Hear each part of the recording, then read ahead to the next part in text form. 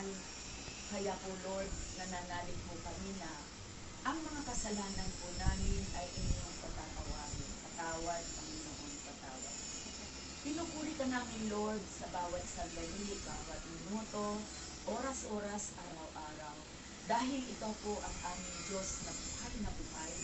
Buhay noon, buhay ngayon, buhay hanggang sa kasalukuyan. Lord, nananalig po kami na kami po ay palalabuin niyo pa sa aming pananampalataya sa inyo. At malalayo po kami, Lord, sa anumang tukso sa aming kapaligiran.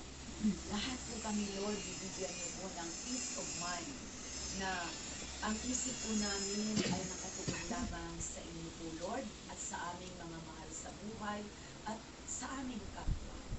Lord, sinusundan lang namin ang inyong utos na wala po kaming ibang sasambahin mula sa aming puso, isip at kaluluwa at sa buong pagkabuhay namin. At ang pangalawang utos naman po, sinusundan namin na kung paano po namin mahalin ang aming sarili, mamahalin din po namin ang aming kapwa. Lord, kayo po ang tunay na manggagamit namin. Kaya itinataas ko po sa inyo po, Lord, ang kapatid namin si Vivian. Ang kanyang paa po, Lord, ay na-accident po siya, Lord. Kayo po, Lord, araw-araw hindi po sa kanyang paa. Dahil nananalig po siya, Lord, na wala siya upang mamahalin kundi kayo po, Lord. Panginoon, itinataas ko din po, Lord, ang bawat isa sa amin na mayroon mga alalahanin. Bawat isa sa amin, mga kapatid, pakibanggit po ng inyong itataas para kay Lord.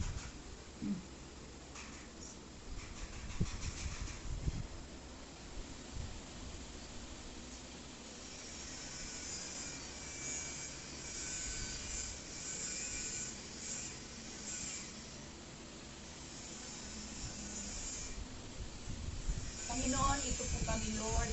Nananalig po kami, Lord, na wala pong iba na gagampan sa aming mga hangarin kundi kayo po, Lord. Lord, maghihintay po kami ng aming hinihiling araw-araw. Alam po namin, Lord, na hindi po kami mangungulit sa inyo. Kaya lang po, Lord, patawad, Lord, kasi kung minsan sinisisi namin kayo na hindi namin sinasadya. Lord, maraming salamat sa kalakasan, kalusugan. Maraming salamat po, Lord, sa buhay na binibigay mo po sa amin. Lagi po kami masaya, Lord, kahit ganito po ang buhay namin. At itinataas ko din po, Lord, yung mga Lord sa Senado na malutas na po ang kanilang kung sino man po ang may kasalanan. Sana po, Lord, huwag magkatubili ang mga nakakataas sa pamahalaan. Mabigyan po ng kalunasan ito. Panginoon, itinataas ko po lahat-lahat ang buong mundo na magkaroon ng katahimikan. Dahil kayo po, Lord, ang lumikha ng lahat na nakikita at hindi nakikita. Kayo po, Lord, ang lumikha ng mundo ito. Kaya po, Lord, kayo po ang access namin sa araw-araw. Maraming salamat po. Sa ngalan ni Jesus, na kasama ang Espiritu Santo, magpasawalang hanggan. Amen. Alam kong Ay magagawa ang Diyos. Alam kong may magagawa ang Diyos. Kung ako'y magtatapat sa Kanya'y maglilingkod. Alam kong may Diyos ay tunay, ang makasama ng Diyos ay tunay. Kung ika'y lalapit ang tanaya, ang kasama ng Diyos ay tunay. Mayroong magandang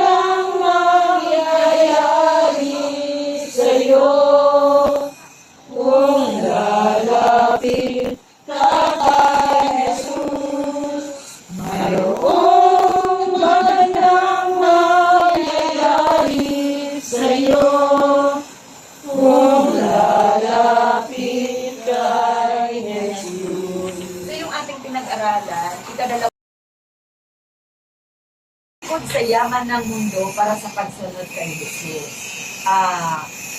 Naalala ko na naman si Vizcaya. Kasi naalala ko. Lakson ko. Kaya nga, 28 pero that is God's will. Na nangyari. God's will yan. Kasi, biruin mo ilang taon silang namunini, panahon pa pala ni GMA. Matagal. Hindi mo suto. Kaya matagal. Hindi ko lang ni Lord ng evidence. And then, alam mo, yung dasal ko nangyari. Alam mo, kasi si Escudero hindi ko type. Sabi ko, sana po Lord, makakitan lang ko si Escudero, si Tito Soto na lang. Alam mo nangyari. Oo, talagang tumantuwa ako, pumabalakpak ako mag-isa, nanonood ako. Talagang dinadasal ko yun kasi naiinis ako kay Escudero. Hindi siya fair. Hindi siya fair. Halatang-halata pinagtatakpan niya yung mga kasamahan niya. Ganon. So, ang pagibigay talaga kay Jesus, ang bigay sa sinong mang tao. Yan nasabi na natin, ang pag-aalala mga tukha sa espiritu sa pagkakapagpilas sa langit, ang pagtukas sa ito, sa langit, ang pagkakin sa balang sa bahay, ang pagpilas sa baranda, sa alam, ang pagkakin sa akin. Ikaw ba, dito sa akin ni Jesus, hindi kayo inanda, kung ang pagkakin, ada sa tibig, na pagkakin niyo, ang pagkakin, pagkakin, ang ating pagkakin, ilalapit ang ating pamilya. Sa tawa, ang asawa natin ayaw magsimba, dadalhin natin sa simbahan, ang anak ayaw magsimba. Hindi literal na, iiwan sila, hindi literal. Okay, so, kahit na ito ay mga hulugan, ating pagtutulit ay pagkaligod sa ating mga kapamilya kuminsan, lumalabag sa aral ni Jesus. Ngayon ang pagkakao na dahil sa apat sa tayo karakas ng pagtutusip at pagigit. Subalit, sa kabila ng pangyayari ito, ang biyaya ng Diyos ay lagi, nagbili ng lakas loob sa tatagal, upang maisabuhay ang mabuting balita. Okay, sisimsan, patuloy mo nga.